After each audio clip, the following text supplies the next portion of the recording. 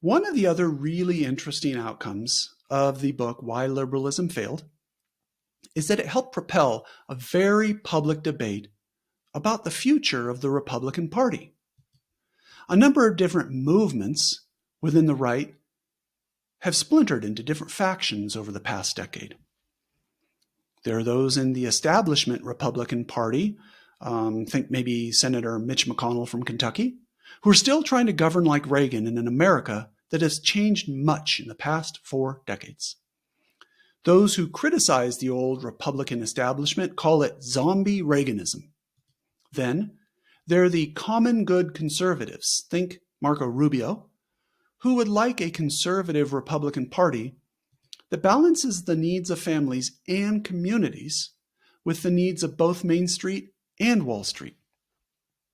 Then, there is MAGA Republicanism, which is honestly not as much of a political ideology as much as it is just Trumpism.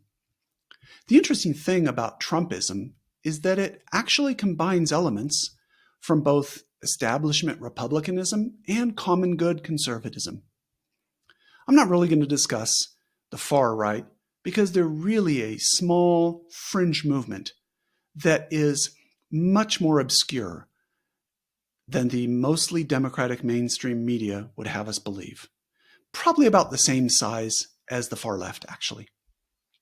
So I think that Why Liberalism Failed is such an important book because it pointed out how behind the times both traditional Democrats and Republicans are. It pointed out how both parties let hyper-individualism and hyper-capitalism destroy their parties. At least in the case of the Republican Party, it made it possible for a debate to take place, not only about the future of the Republican Party, but the future of America.